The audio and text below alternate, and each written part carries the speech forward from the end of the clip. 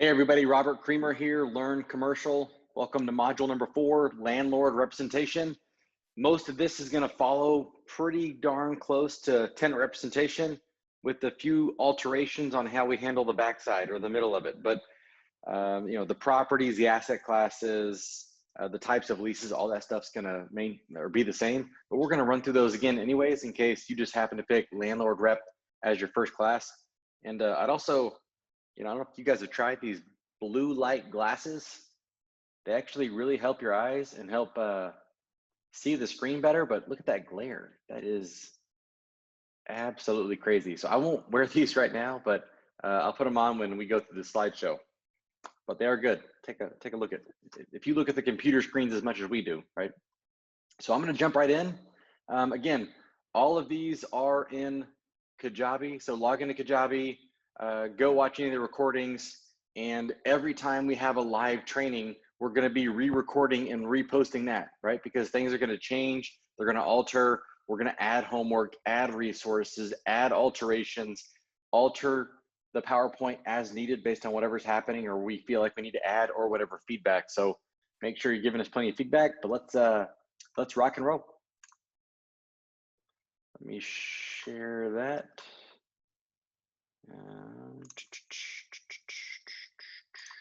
All right, let's go. Too many screens. I think I'm minimized now, so I'm gonna put the glasses back on to help myself out. All right, so let's go. Landlord representation. So why should I look at landlord representation? Again, this goes back to being tenant rep being one of the easiest things to jump into and get business fast and get paid. On the landlord side, it's also just as easy because you're having people inbound leads, right? You're getting people call you all the time in order to lease your space out. It's definitely more, you're being more proactive by getting the listings, but then you're being reactive because people are coming to you.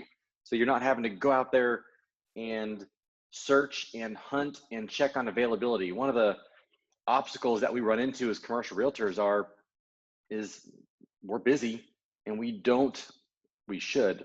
Most of the brokers do not update their online info when they close deals, right? So what that means is you can find a perfect space off Main Street. Your client's like, I love it. Let's go take a tour. You make a phone call. Hey, we leased that 3 months ago. You're like, oh my gosh. One thing you have to do on the tenant rep side is call the landlord broker and make sure that the space is still available. So on the landlord side, it's my responsibility to make sure that is updated. I don't want to waste anybody's time, right?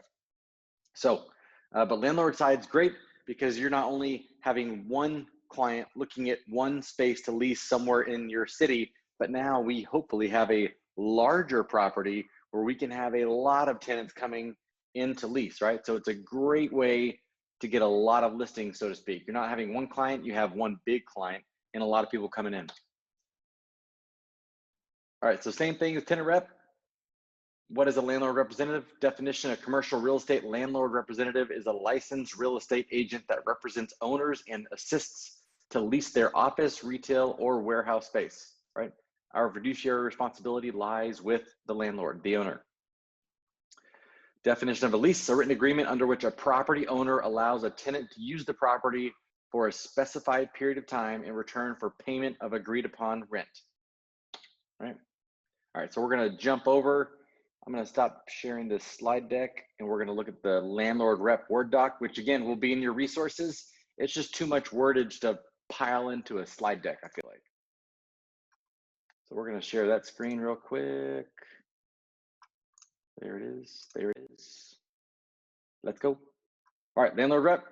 We just talked about the definition and definition of a lease. Commercial real estate generally grouped into 6 primary categories. Again, we went over this in tenant rep, but let's go over it again real quick. You have special use, which can include hotels, restaurants, sports facilities, and churches. You have retail, which includes retail stores, shopping malls. Within that, we have community centers, power centers, those small centers in front of the new developments, right? That they all have dry cleaners and nail salons and a dentist and maybe a massage place, right? Industrial, which includes industrial property, office, warehouse, or flex. Flex space is the combo between, or combo of office and warehouse space. Garages, manufacturing facilities, and distribution centers. All right, now your healthcare, medical offices or medical condos, medical centers, hospitals, and nursing homes. Multifamily, which includes apartment buildings of 5 or more units. So everything that's 1 to 4 can still use a 1 to 4 single family residential promulgated contract form and a residential lender. Once you get 5 or more, it leans into commercial. Offices, you have offices and office buildings, office condos. Again, some of the flex office space can lean almost 90 to 100% office, just depending on where they are. And given where we are in 2020 right now, I see that as a much more likely push in that direction because a couple things, flex space, warehouse space is much more affordable to construct and it gives you much more flexibility. You can have some really cool high ceilings. So I fully expect to see more office environments where people are not leasing in the towers, but leasing more in a flexible opportunity. And then of course there's mixed use, which you could have retail on the bottom and residential or office right above. All right, so pros and cons of leasing versus owning, just like tenant rep. The pros, when you lease, you can generally speak, find a larger, better space or better location because buying and building or buying a property, they're just typically in a typical market, there's much fewer opportunities to buy than there is to lease. There's just more opportunity to lease because when someone has a prime location, most of the time they don't want to give it up, right? They want to hold on to that real estate. It gives you more flexibility, right? You can walk away at the end of your term. It requires less capital. You don't have to outlay as much capital. When you're buying an asset, you're gonna have to put down 10, 15, 25% just to get the loan to buy the building. And then you most likely need to spend additional money to get it ready for your use. And that could be a lot of money. Like I talked about in the tenant rep class. Yeah, but when we're talking about finish out, when I first got started back in 2005, we could finish general office space for $35 a foot. Well, now we're looking at 100. That's a big difference, right? Times have changed, prices have gone up. With this, the owner finances your acquisition, right? It's 100% tax deductible. Let's look at the cons, right? You don't have any equity buildup or appreciation. That's obviously one of the downsides. It can be limited or expensive. Some of the prime locations, while you may have the opportunity to rent a prime location because we have that flexibility, one of the obstacles in that, one of the cons is they can charge sometimes a super premium, right? Sometimes you got to pay to play. If you want this location, you're going to pay for it, right? That can be a challenge. Upfront capital, that can also be a con because you're paying to improve somebody else's facility, right? If they have a great location, but it used to be used as a general retail that just had racks on the wall and a cashier, nothing fancy, and you want to put a restaurant in the place, well, you're looking at outlaying a huge amount of capital and you're not going to be able to recoup that cost, right? So there could be upfront capital there. Responsibilities of ownership, right? Maintenance, taxes, management. Is this a triple net lease? What are you paying for? What if the HVAC goes out and you have to replace the whole HVAC? You can't take it with you when you leave, right? No cost recovery or interest deductibility if you're leasing, whereas the owner side, you get to deduct depreciation and interest deductibility from your taxes. But again, it's 100% tax deductible, so they both have the win. You just don't have a loan with the lease. All right, so types of leases: full service or gross, which is your base rent includes all operating expenses and taxes, common for office buildings, especially in the Dallas-Fort Worth market where I am. We are seeing many more go into the triple net, which is what we see when the market gets hot. When the market softens, we see more full service because it's more stable for the tenant. When it's a really hot market, the tenants can push harder and get more money. It's better for the ownership, the landlords, to have a triple net. It's better for the tenants to be full service. Then you have in between the full service and the triple net, you get the modified gross, which is a combination where you're going to have a combo of taxes and insurance and CAM, taxes and CAM, some hybrid, right? And then of course you move into the triple net expenses, which are your taxes, insurance, and common area maintenance. Now, I keep saying this, but make sure you look at the fine print on your triple nets because the triple net charges can, I won't say hide information, but technically speaking, a triple net charge can be anything that it costs to operate the facility, right? Then we have our absolute net lease, which means the tenant is responsible for 100%. Taxes, insurance, maintenance. If the roof falls in, if someone drives in the side of the building, they are fully responsible. This is the closest we can get to mailbox money. Absolute net. All right, so areas to pay special attention to when working on a lease. This is on both sides of the fence, right?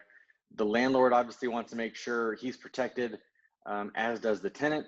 And the landlord, since they have the ownership, you know, everything they need is they're going to lean on, this is my building. I need to protect my building, and you just need to make sure you take care of it, right? Just make sure and I say this because we want happy tenants, right? We don't want upset tenants who are going to complain to the management, complain to the property manager, call the ownership. They want to get out. They're just being a pain in the butt. They're not happy there because of some miscommunication. If something goes wrong and it's a legitimate argument, excuse, complaint, whatever it is, great, let's handle it. But we don't want that to be under miscommunication. So make sure on commencement, termination, etc. In fact, on most of these, we want as much clarity as we can get. And sometimes, unfortunately, that's why our leases can get to 60 pages long, right? They're over the top clarity in the eyes of the attorney. What if, then this, right? But commencement, termination, make sure we both are on the same page. This is when commencement happens. This is the termination, blah, blah, blah. Operating expenses. Make sure we understand, the tenant understands what the ownership is expecting them to pay for operating expenses. And if I'm the owner, you know, I'm going to be over the top clear about this is what's included, this is what you're paying for. Because in the event something rises and they audit me, I don't want it to be a shock and awe campaign, right? I want them to be fully aware of what is rolling into triple net charges. No surprises. Operating expense escalations, right? I want to make sure I have the opportunity for my owner to be able to escalate. What happens if my tenant, my taxes go from $4 a foot to $4.75? I want to be able to pass that through to the tenant, right? All right, services. What is required to be provided by us, the owner? What is our responsibility? Are we in charge of the HVAC? Are we going to be in charge of the water heater, electrical, front window panels? What if the door breaks? What if the tenant pierces the ceiling to place a satellite? Who's responsible? Just understand. HVAC, again, is the landlord, am I going to be responsible? As the landlord side, I don't want to be responsible because I cannot control what the tenant is doing in my space. What if they do not service it at all? What if they take the filter out and don't put one back in?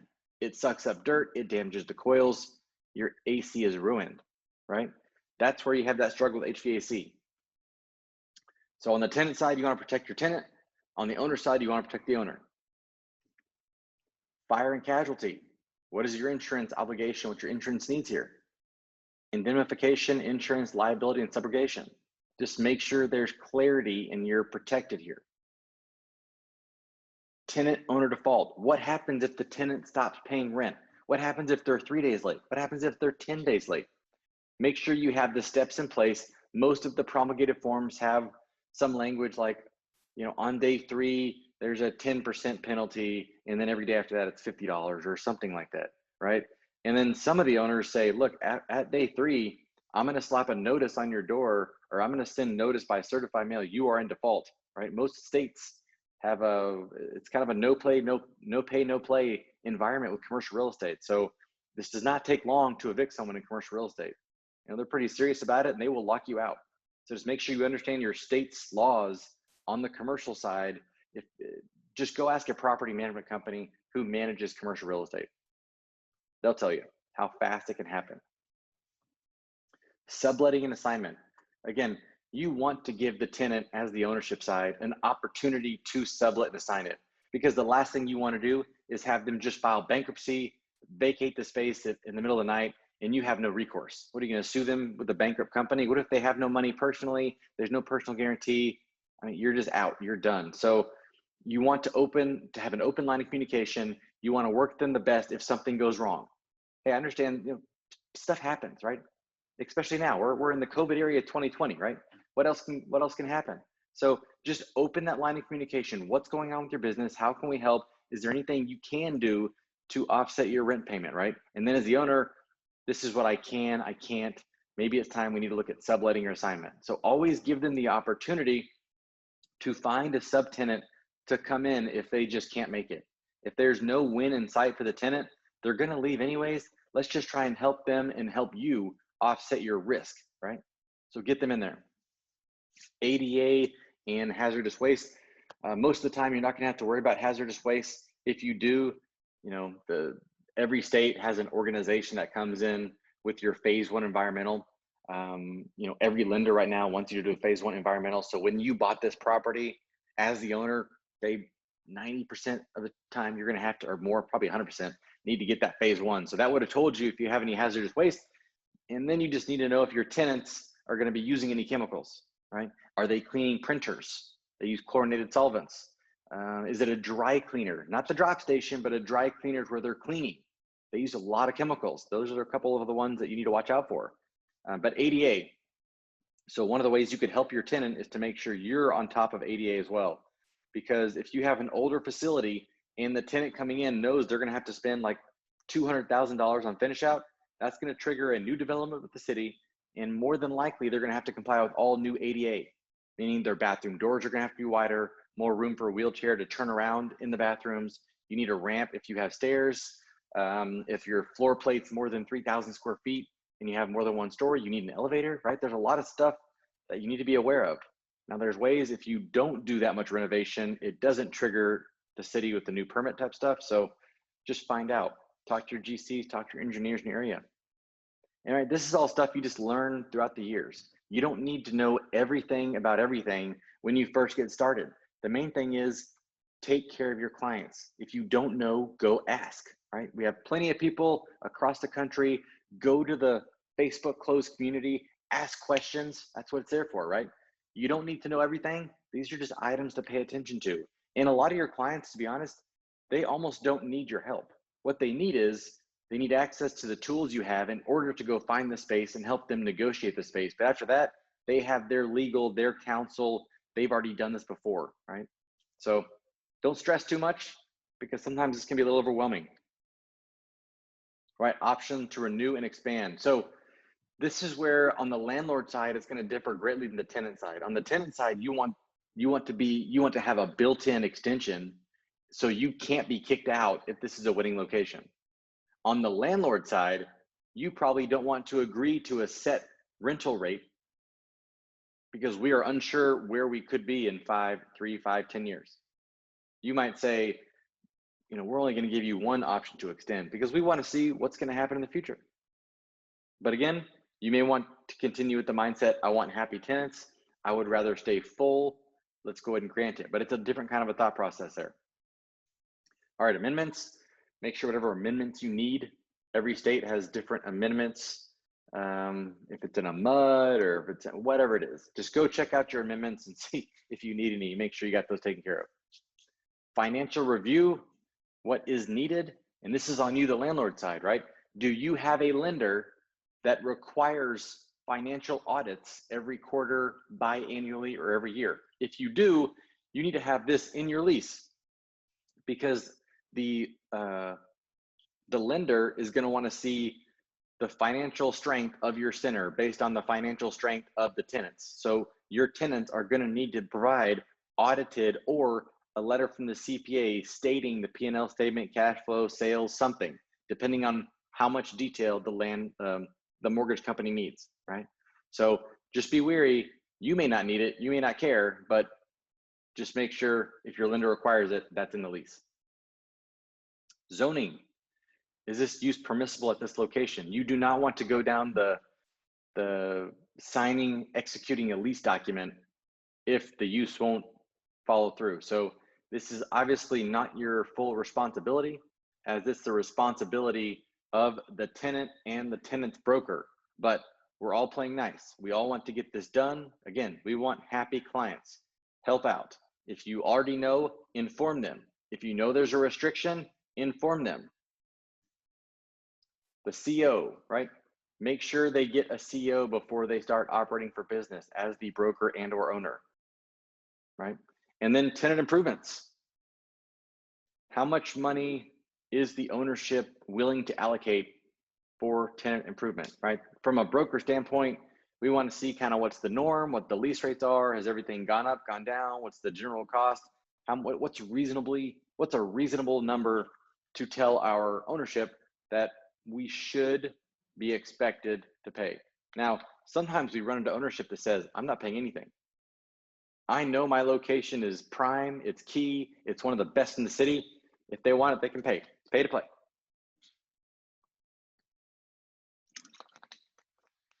Every time's a little bit different, but generally speaking, the landlords are willing to work with the tenants to make this a win. Because again, we all want happy tenants. Makes everything easier.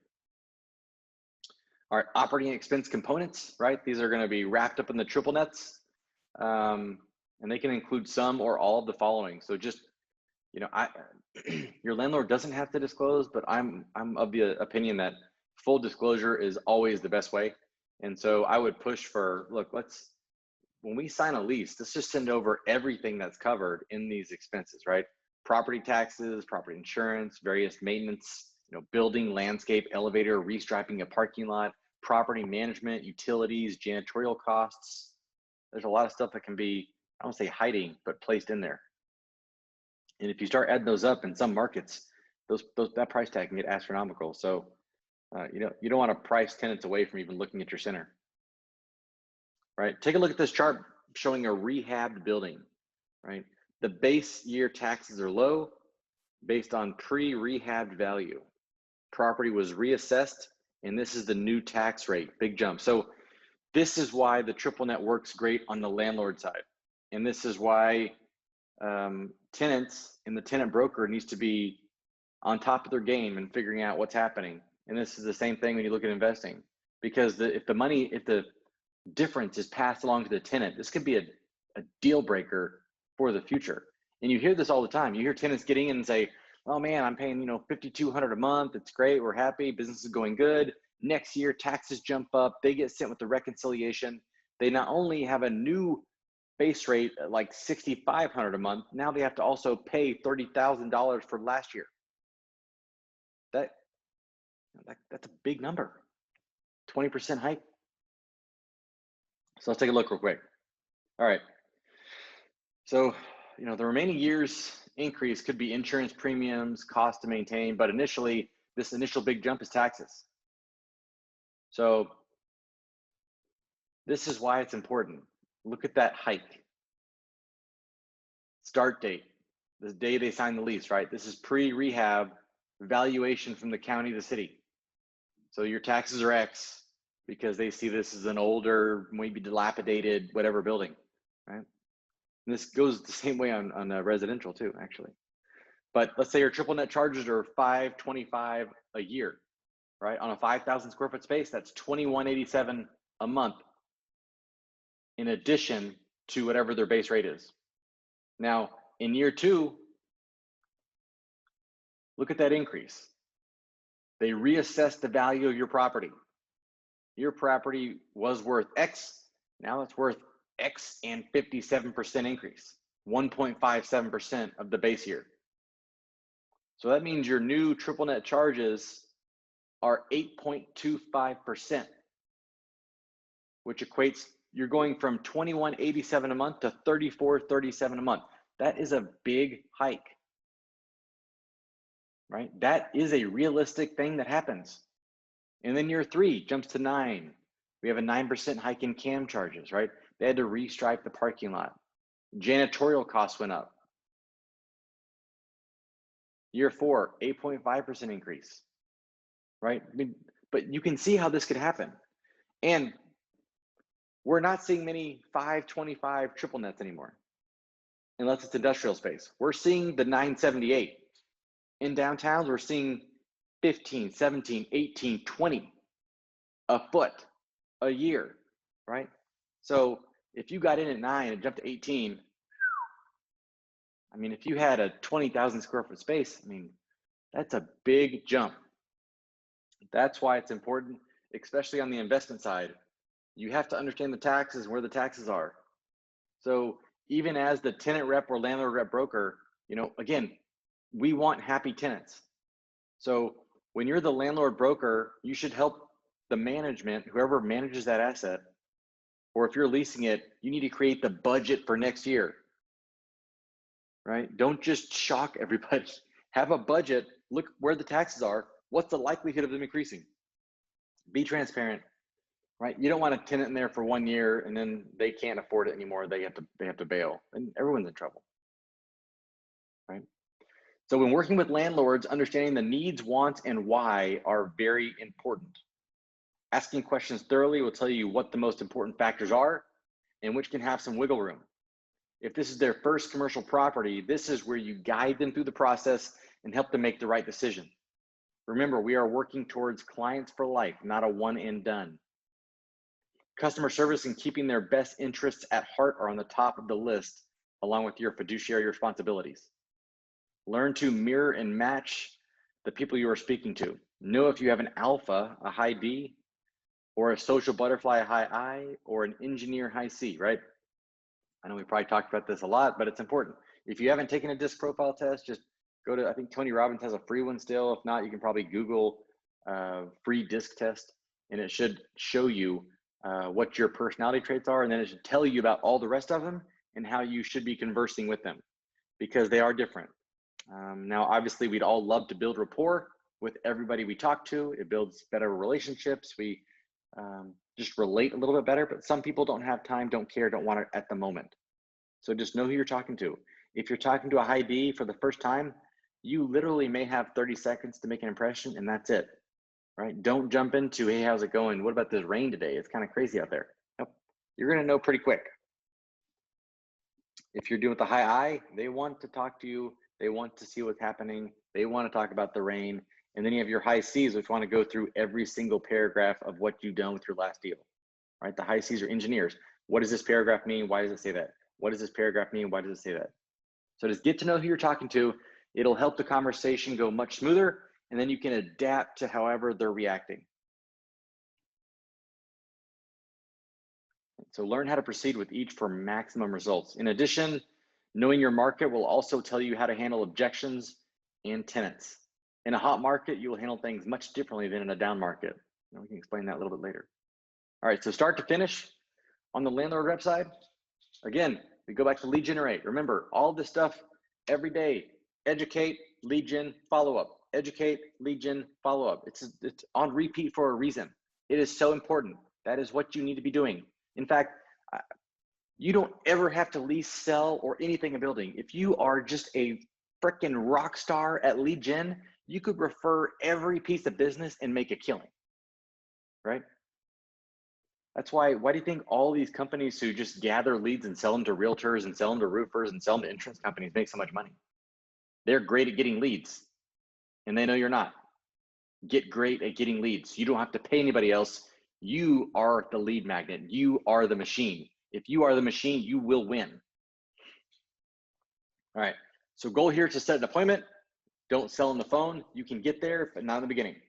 Cold call, sphere, referral, network, whatever it takes. Just, we talk about lead generation, get those buckets. Get your top 3 non-negotiables and rock and roll. Always come from contribution. Be a resource, not a salesperson. This is the most important single thing we as realtors can do for our business. Don't forget to research the area you are calling. Be prepared if they start asking questions about rental rates or vacancy in your area. So I'd suggest picking a specific area in your city, town, or only office, only industrial. And then again, go to LoopNet, go to Crexy, go to whatever it is, go drive by, use your MLS, whatever is available as a resource to get data on your marketplace, on lease rates, vacancy. Figure it out. Know the base numbers about your market in case you get someone interested right now. It can happen, but it's not going to happen unless you pick that phone up. You got to get into action, always, right? All right, follow up. Input prospect into contact management system where you can track calls, emails, notes, and set reminders. The best systems will also allow you to set up a drip campaign to constantly have you in front of them as a reminder. You never know when the right moment for the client will be. And I used to use the reference where I had a pediatrician, and he said, yes, I want a space. And I followed up with this guy for probably 2, if not 3 years with zero response. I mean, he didn't pick the phone up. He didn't make nothing, no text response, no email, no response whatsoever. Just cut me off. And then all of a sudden, he just sent me an email saying, hey, Robert, I'm ready to buy. Can we go check this property out, this address? And we closed it in like 40 days. I mean, it can happen. So have a good follow-up system. All right, appointment.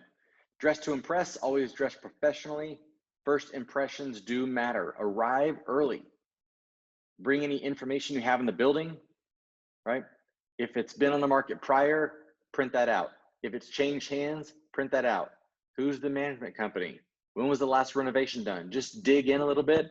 Google, go to CoStar, go to LoopNet, use your resources, figure out as much as you can on the building and the owner as possible. Arrive early, bring that information, especially if they have past marketing material, because you can look at it and say, has any of this information changed? So bring a past marketing that you found online, but also bring some of your past marketing material so you can show how you are going to market. Comparables, if you have any, along with any information about you and your business. Again, if you're new, lean on the company. If you're brand new, yeah, use the company's strength to stand on. And if you don't have a company backing you because you're the only person at your company, then you may have to just lean on another commercial broker and say, we work together, right? Do whatever it takes, right? Don't misinform, don't lie, but do whatever it takes. This is what we've done. Let's see, research the building and the owner, especially the owner you are meeting with prior to arrival. Take good notes while on site. This will show you are prepared and a professional. If you are dealing with a foreign national, research customs prior to meeting as well, so you are sure to not do anything to offend. Right? If you're dealing with many of the Asian cultures, when you first meet them, right, they want you to hand a card. They will hand it to you with both hands. Grab it with both hands. You know, it's the small things that make the biggest difference. First impressions matter. All right, so you got the appointment set. You've done your research, right? Now we're going to the meeting. The first time you meet a client at their property, show up early and do a quick walk around before your appointment. Make some notes. Now they may be there early, so you may want to sit in your car, your vehicle, and just kind of scan the area then, because when you walk towards the building, they're obviously gonna come greet you if they know it's you. If not, I just try and do a walk around, scan the property, observe as much as I can. Let's see, always act confident, stand straight, look them straight in the eyes as you were introduced or are introducing, and give a firm handshake. Do not give a weak handshake ever. You know, among women, men alike. Some people just give a weak handshake. Nobody likes it. Nobody. Do not do that. You are a professional. You are a business person. A good handshake is key when dealing with business owners. Simple yet powerful. Remember, mirror and match. You need to know whether to jump straight into business or build rapport relationships first. When in doubt, start building rapport first, and you'll know pretty quickly if you need to shift gears, right? If you start talking about, you know, family or other jobs they have, or the weather or travel, anything, if you start going down that path and they redirect quickly, or they're not responding, or it's you talking and not them, switch gears, right? Don't just stay on that topic. They don't want to talk about that, so move on. And sometimes it's hard for people who are high I's. Know yourself. If you're a high I, realize that could be an obstacle for you. So just get over it. You need to find a trigger in yourself to say, okay, this person is not an I, they are a D. I need to switch gears, right? Just find a way to do it, right? And I always assume I'm winning the business. Every listing appointment I go to, this is mine. Nobody else says, I've already won this business. This is a formality, right? So when I walk in, this is my listing. I'm just going over my action items to get this leased up, right? Or what I'll be doing in order to make this a win for the owner. I don't wait. I presume. I tell the owner, awesome. We can certainly get this shit moving full steam ahead. I'll get the office paperwork over later. Do you mind if I take a few more pictures for now until I can get my photographer out? Presumptive close. This is my listing. It's also your listing to lose. They're meeting with you for a reason, right? This is yours. It's also yours to lose. Just come prepared, be the professional, but this is mine. I'm already assuming when I walk in, I get it. So I'm just walking. What can you tell me about this? How are the tenants happy? Is there anything I need to know that we should be looking at changing? Have you had any obstacles that you're aware of? So when people are calling me, I know how to respond. Well, fantastic. Let's go and get started. Right? I mean, this is yours. All right. Too many people walk in wanting to give a full presentation, full pitch. If they say yes, say press hard 3 copies. I appreciate you. I'm going to take great care of you. Oh, by the way, is there anyone else that you know that I could speak with? All right, so down to business, okay? Ask questions, find out the what, why, where, when questions. Listen first, then write down notes and repeat them back to make sure no mistakes or possible expansion of an answer is needed. Here are some of the information needed, and hopefully you already have the answers prior to meeting. But sometimes, however, you have never seen the property nor heard the address, so you won't know if you're not meeting on site, right? You could be meeting them off site, at a coffee shop, at their office. You know, year built, type of property, location, size, items of interest. Is there a crane inside? That's a weird one, but multiple elevators, backyard patio, etc. What other tenants are leasing? What would a typical tenant be for this asset? When is the last time any capital improvements were done? Are there any items of concern? What is the zoning? Are there any restrictions we need to know of? Can't have another brewery or cannot have advertising in windows, for example, right? Just start asking as many questions that you need in order to fill in a flyer or an offering memorandum and get this to market. If this is a new property for the owner or the first they have ever owned, a few more items need to be covered. Have you ever owned any other commercial assets? Have you ever owned this type of asset, etc.? Why did you buy this particular asset? Figure out the why so everything we do moving forward can help us get closer to that answer, right? We want to know what his end goal is so we can help him get there. Because it could be to sell it. You know what? We're going to lease this up, cash out refi, sell it. You know what? We bought this for the long haul, so we're going to be extra cautious on what type of tenants we place in here. All right, so proceed with expectations. When will you get back with them? How often would they like you to communicate with them and how? Email, text, call, timeline of events to come. When leaving, always thank them for the opportunity to assist them and ask for the referral. I really appreciate the opportunity to assist. If you know anyone else I can be a resource for, I would greatly appreciate the introduction. Thanks again, and I look forward to speaking with you soon. Now, if I know I have the deal locked up, I alter that last sentence. Thanks again, and I can't wait to get this leased up, or some variation of that, right? I can't wait to get this rock and rolling. I can't wait. It's so exciting. All right, upon arriving back at the office, write a thank you note and send it. Don't wait. The small things mean the most. Get into action. Further your research on market rates. Are the triple nets where they should be compared to other buildings in the area? How much vacancy is around? A good practice is to call the other brokers listing properties for release and ask, how has the market been for you guys? Has there been a lot of activity? I'm checking on the neighboring properties, so if we aren't a fit, maybe we can, send them your way. Would you mind sharing what y'all have available? Right? They're your greatest advocates, because if someone comes to them unrepresented and nothing fits and they know what you have, they can redirect them and now become the tenant rep for a tenant for your space.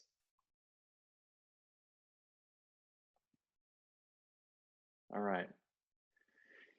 Now this is the 7 to 10 year real estate cycle. Now this is from Cresta Partners.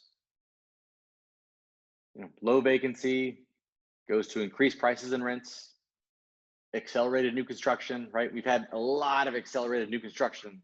This is 2020, so shoot, 16, 17, 18, 19, man, ton of new construction across the board. Office, industrial is going gangbusters right now, right? Then we have an oversupply, and then we have higher vacancies, then declining prices and rents and construction, then absorption of excess supply, then you have low vacancy again. It's just a cyclical like everything else, right? The economy has cycles. And this has been one of the longest run-ups we've ever had. So 2009-10, when everything started to rebound from 2008, this has been a long run, almost 10 years, 10-year run. All right, so pre-marketing. So we got the listing, paperwork signed, right? And just use your state promulgated listing agreement. Doesn't need to be over the top fancy, just get it done. Now what, right? Get with the owner and or property manager to get an accurate rent roll showing square footage occupied, by what tenant, how much vacancy is left, and how many suites. Make a list of the condition of the vacancies and occupied. So if you know of a tenant moving out in 4 months and another wants it, you have knowledge of the interior. Get a site plan showing full footprint, where the demising walls are, etc., of each suite. Get a floor plan for all individual suites that are vacant.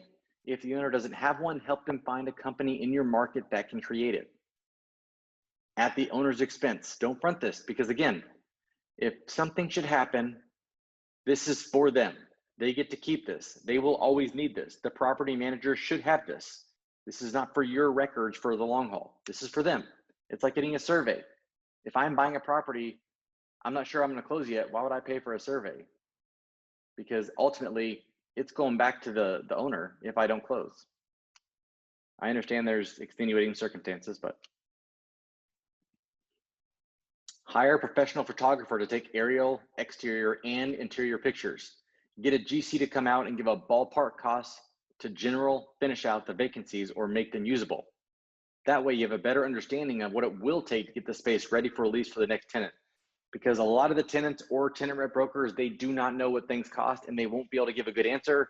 And so the tenant will have to go spend money. If you had that information readily available, number one, you can send them to your preferred GC, but you also give them more insight and clarity on what this will cost them. Always a good idea to have. Put as much of the info as possible into a marketing flyer. This should include name of center, location, demographics, characteristics. There are a bonus, characteristics that are a bonus or a positive for this site. Include the pictures, floor plan, square footage of center, and vacant suites. Tenants leasing already, asking lease rate, and if it's a triple net or gross lease. Unless you discuss not wanting to disclose with owner, but generally speaking, it's better if you do. Do not use the LoopNet flyer. Have it look professional. The LoopNet flyer it's free for a reason, right? Use one of the other companies. There are several companies. And we'll talk about that later. But all right, marketing. All right, you got your flyer or your offering memorandum to showcase your new property. The goal here is to get it in front of as many people as possible, as fast as possible. Generally speaking, we all do this. Send to your database, your social media, post on LoopNet and CoStar. Some even go to the MLS. There are a few others like Crexy, Brevita, 42 Floors that may make sense depending on their product type. Market to the other brokers in your area, right? Every one of those may have strengths or weaknesses in your area. Like Crexy is coming on strong, but they're not in every single market, especially a small market, right? CoStar has been here the longest. They have the most data. Now, hopefully we get some more competition to knock down that price tag. But for now, figure out what's best for your market and who's looking. So all of those things need to be done. You got to get them in front of people. And if you can, get it in front of the brokers, because the brokers are talking. Use the Army whenever you can. The additional things, the above and beyond, are going to set you apart if this is a property that may or may not lease quickly, right? Brokers will say they do this, but the reality is 98% do not. Evaluate the tenant mix and figure out who or what would be best fit, right? Go find that tenant and call. A lot of people say they're going to do this, but all they end up doing is placing it online and then going to find new landlords or new tenants to help. Because it's hard. It takes a lot of time, right? But call. Go find that tenant and call them. Like if you have a great retail center and you start driving around thinking, you know what, a Chipotle would be fantastic right here. Go call Chipotle. So go find that tenant and call. It could be the same city, a different city. If it's booming in Colorado, but it would be great here, who cares, right? If you know of a cool concept that you know is expanding, go make that phone call. Be proactive. We aren't getting paid to put a sign in the yard. We get paid to lease. So let's lease some space. All right, here is a picture of CoStar. Look how many lease spaces there are there. It's crazy. But this is what CoStar looks like if you pop on CoStar. And of course, you can narrow down. But look how many properties there are. This is in Austin, Texas. Let's see, there's Lost Creek Country Club in the middle of the screen. It goes all the way up 183. So this is kind of central north Austin. But look at that, 1,700 properties with 3,600 spaces. Now that most likely is across all sectors, just for lease. So they're not specifying office, retail, or industrial. Now I just picked one just to show you what it looks like online, right? This is a property I just clicked on. This is what pops up. You have the summary in the top, you got lease, lease analytics, sale, tenant, and analytics. So on the right side, it says for lease. It'll tell you the max contiguous, the smallest space, and then under space, it'll tell you the use. On the right, it'll say rent. I don't know why I'm pointing at the screen. We're going through this and I'm like pointing like you can see me pointing. It's kind of funny. Shows how much land. If you go under tenant, it'll show you who all the tenants are. But this is what it looks like on CoStar. This is Crexy. And the reason I say CoStar, look at the difference here. Here we have 733 spaces. The other one had 1,700. Crexy is gaining ground fast, and I hope they do. We need competition for CoStar. And I do like Crexy. It's very easy to use and very aesthetically pleasing. CoStar is definitely more data-driven. All right, so you get the call. Tenant rep broker, his name is John. Hey, this is John. Saw you had some space at 123 Main Street for lease. Is that still available? I go, hey, John, thanks for calling. Yes, we have 2 spaces available at the moment, a 2,300 square foot space in the middle and a 3,500 square foot space as an end cap into the building. Which space were you calling about? The end cap. We have a coffee shop that could use visibility on 2 sides. Any chance we could put some chairs outside? You know, the space isn't set up for a coffee shop, John, but I can't wait to, I can't see why it wouldn't work. As long as the city doesn't care, we are good with the outside chairs. When do you want to come take a look? Of course, John says Thursday noon. And what's the rate again and term you're looking for? It's $1,850 plus nets. We're looking for a 3-year minimum, prefer a 5-year deal, and I can certainly be there. And John, of course, would say, great, I'll see you Thursday. That's kind of how a conversation would go, right? It's pretty quick. We just want to make sure it's available, what the general terms are if it's not online, or to re-verify. And then, do you think this would work? Go set up a tour, right? So we get these calls all the time from sign calls. That's why the landlord, the ownership side, the listing side is great, because you get inbound calls. Fantastic. We get these calls all the time from sign calls, CoStar, broker community.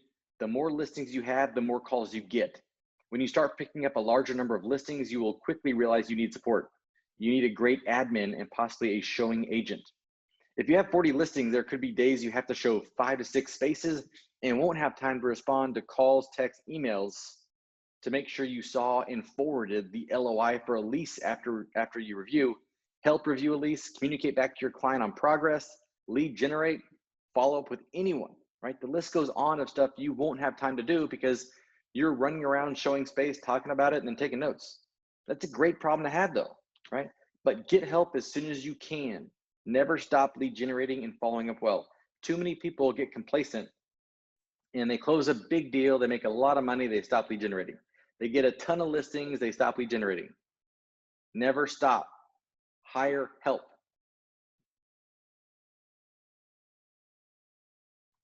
So on Thursday, per our above conversation, you show up, you talk about the property, you're answering questions for the broker or the tenant, walk the interior of the space they're looking at, hand them the marketing piece with floor plan attached, ask questions while on tour. Is this your first location? What made you decide on a coffee shop? Expanding, that's awesome. New market, how's business? Wherever the conversation leads, stay in curiosity and dig so you know who they are. Always ask, is this the right space for your coffee shop? You want to know as much as you can so you can make a report to send back to your ownership. This is what we found out today. Since you already know the area, know the vacancy, and know where you fit in price-wise, so you know what most likely your landlord will and won't agree to based on the current economy. So let's assume you get notified later that day or the next. Hey, Robert, we're going to be sending you an LOI. Thanks so much again for showing us that space. John. Love to hear it. Fantastic, right?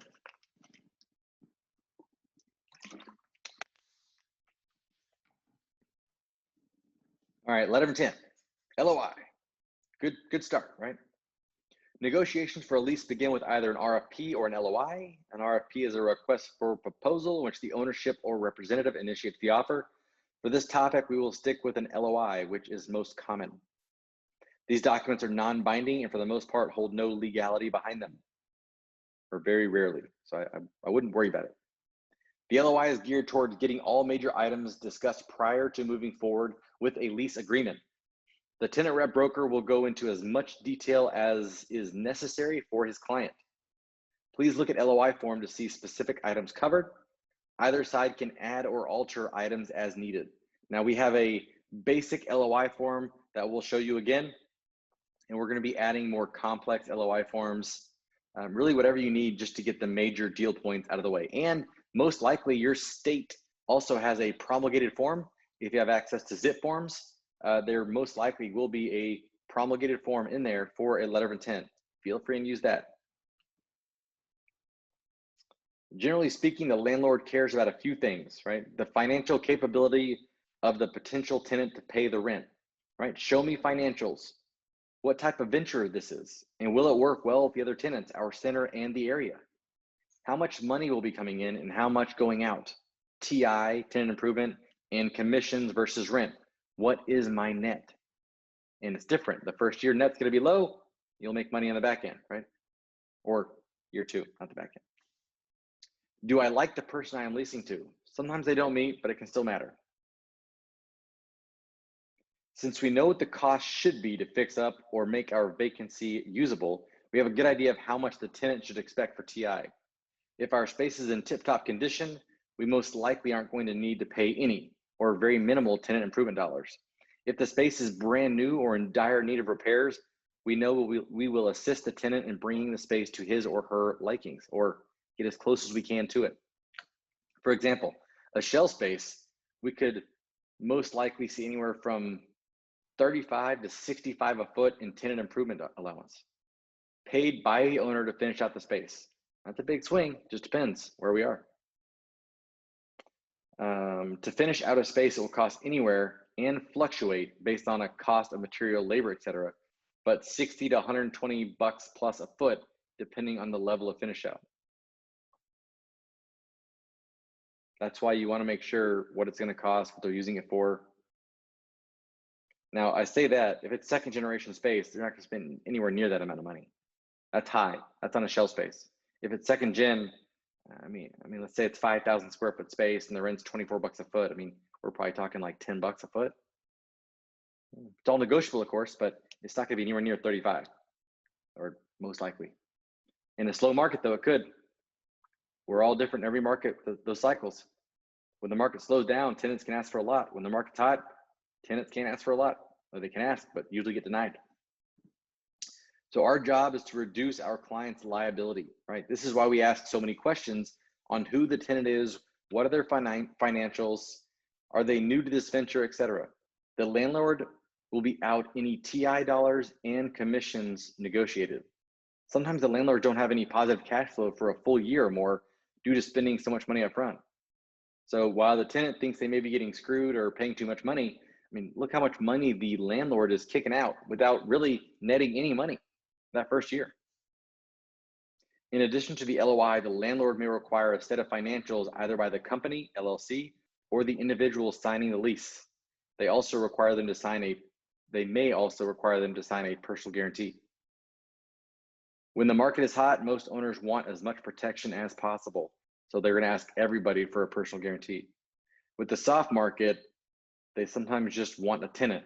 Our job is to help evaluate the viability of this person, this company, and their ability to pay rent. But it's not your job to kill the deal. Remember that. Across the board, if you're on the tenant side, landlord side, investor side, it is not your job to kill the deal. They may have a vision that you don't have, right? Show facts, figures, opinions. If the owner still wants to do a deal that you advise against it, get it done. He is taking the liability, not you. You work for him, right? You did your job. Don't kill someone else's dream. All right, so the lease agreement. Once accepted by both parties, we move forward with a lease agreement. Generally, the owner, our client, has a contract form they use, know, and like. Know if this is the case or not and prepare accordingly. If it's not, you can use a promulgated form and or get an attorney to draft one. We do have a version of a PSA for the purchase. We are going to be getting on the resources a formal lease written by an attorney. But again, most of our owners have one that they've used in the past, they like, they know paragraphs, et cetera, et cetera. But just ask. We generally see the landlord, rep broker, and owner type up the actual lease agreement. Make sure everything discussed in the LOI has been placed in the lease and has the correct wording. Pay attention to the items of importance we talked about earlier.